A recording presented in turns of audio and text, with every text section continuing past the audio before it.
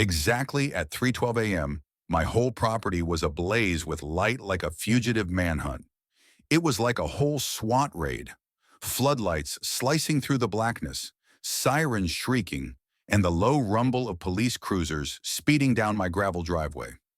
In 1.5 minutes, 4 uniformed officers had assumed cover behind their cars, guns locked and loaded directly on my freshly installed steel gate. And right behind that gate, where the lock had just been cut in half, stood a woman in hot pink pajamas, fuzzy socks, and holding bolt cutters like she'd just won them in a battle. None other than Linda, president of the HOA.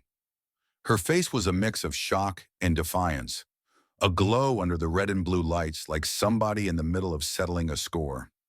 I observed the entire scene happen in front of my porch cam feed, coffee at hand, when one of the officers barked out an order. Linda had dropped the cutters as if they were hot lava. No one thought she'd take it this far. But with Linda, I should have known. A 3 a.m. gate break-in, always on the agenda. 2 days earlier, I'd hit my limit.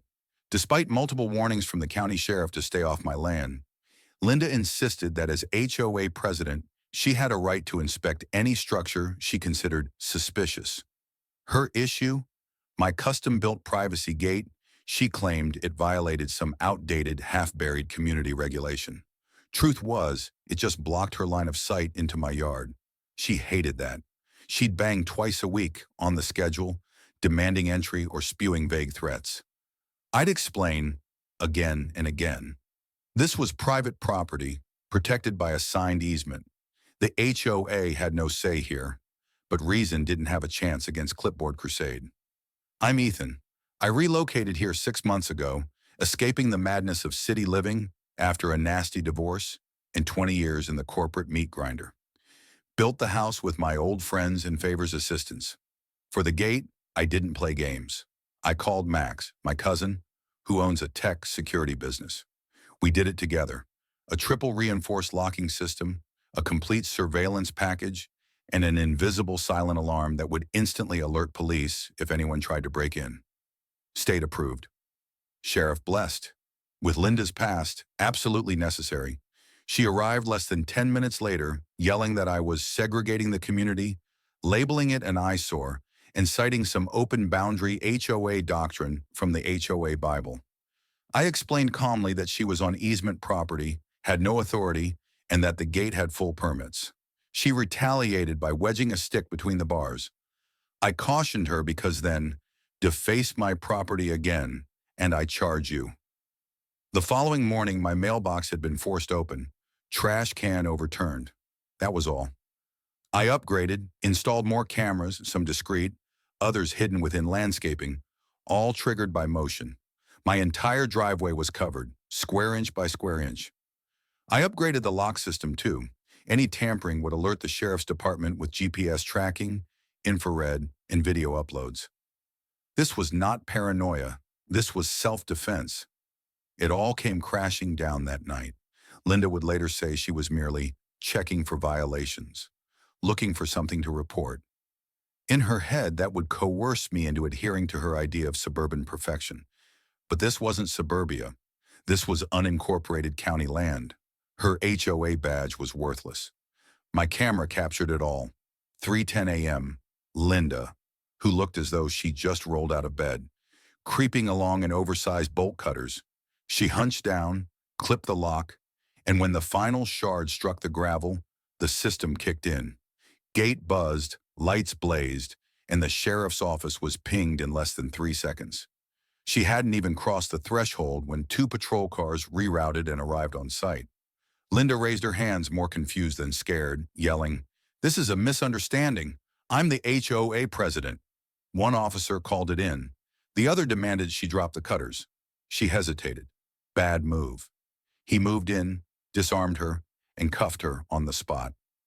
Even while they were detaining her, she continued screaming, calling me a threat, insisting she was a concerned citizen. I left once it quieted down. Deputy Harris, who was familiar with her, looked at me with a mix of exasperation and subdued approbation. I described the arrangement and that I had weeks of video recording Linda's worsening harassment. He let out a deep breath. Other people have complained about her too. This may finally put an end to it. She wasn't taken in, merely detained, and hauled into the cruiser, screaming about lawsuits nonstop. My cameras caught everything. Night vision high def, timestamps, audio, thermal overlays. It automatically uploaded to my hard drive, a cloud backup, and one on my brother's secure private server. By morning, I sent an email to the HOA board with the video, the deed to EAO. He called, laughing hysterically. "This is going viral by lunchtime." He wasn't mistaken.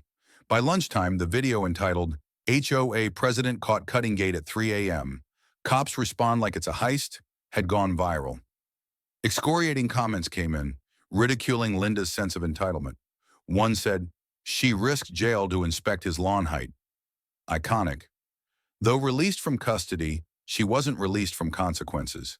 The sheriff launched a formal investigation. My attorney filed for a restraining order that same day. Word spread. Neighbors waved, gave me thumbs ups. One dropped off cookies and said, "We've been hoping someone would finally catch her." But Linda wasn't done. At 9 a.m. the following morning, she was standing across the street with a megaphone and a pile of flyers, screaming, "I was unjustly detained. This is what you get when you give a man a gate and a God complex." I almost spit my coffee out laughing. The community wasn't so amused. With the clip now at 700,000 views, the majority of HOA residents came after her. Their crew divided. Those who'd endured her wrath and a diminishing band of loyalists. Most had moved on. Neighbor Tom, who'd been fined once for installing Christmas lights in March, wrote online, "Hope she likes her own medicine." Linda attempted to mobilize with a hasty HOA emergency meeting under a saggy tent in her front yard. The sign said, "Community Restoration." Practically nobody appeared, mostly nosy onlookers. I strolled by nonchalantly, documenting. She brandished a screenshot of the viral video and labeled it slander, claiming my gate was illegal. But board member Sarah intervened and shut her up. "You violated the law, Linda. That gate's on private property. You're lucky you weren't arrested." There were laughs. A teenager yelled, "What code? Anti-fence vibes?" Linda's story unraveled fast. She knocked over a table of lemonade screaming about organized harassment. Sarah calmly pulled out her phone and said, "Resign by the next vote or I'll file for your removal." Linda stormed off. I was prepared. My lawyer had written up the restraining order, and it was delivered the following morning. It prohibited her from approaching within 100 feet of my property or even making contact with me in any form.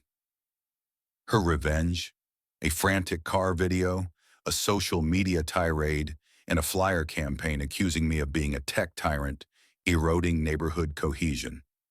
A neighbor child picked up one of her pamphlets in the park, a cartoon of me as a drone-wielding cyberbully. My attorney laughed but marked it for possible defamation. Others were energized. A neighbor offered to testify regarding Linda's hammock fines. Her behavior became even more erratic, donning a body cam, accusing new families of a tech invasion, and declaring my gate was a symbol of class warfare. She tried another unsanctioned HOA meeting at the community center. Sarah shut it down. When Linda tried to shove it with a revoked key, the cops appeared again. This time, upon seeing the restraining order and the pile of conspiracy pamphlets, they ordered her to vacate or be arrested. Then the most outlandish part. Linda lodged a written complaint that my gate employed weapons-grade electronics and that my porch lights flashed in a militarized pattern. My lawyer described it as the most unhinged affidavit of the year. The board had reached its limit. Sarah began to dig and discovered a file in the HOA's shared drive. Emergency expenditures. It contained $12,000 in reimbursements to Linda, such as tactical community enhancements and a security retreat, which was actually a high-end yoga excursion in Sedona. The metadata indicated doctored receipts. This wasn't incompetence. This reeked of fraud. Sarah reached out to a county auditor. Linda sent out a 7-page press release 3 days later, denying everything, accusing me of fabricating the footage, and attaching a body cam still of me with a red circle around it marked known agitator. My lawyer prepared a defamation lawsuit. The fraud unit asked for my video. I sent them everything, from the restraining order to Linda's tirade about my subliminal porch lights. One of the detectives groaned, "This is the strangest HOA case I've ever worked." Linda's house was a tourist destination.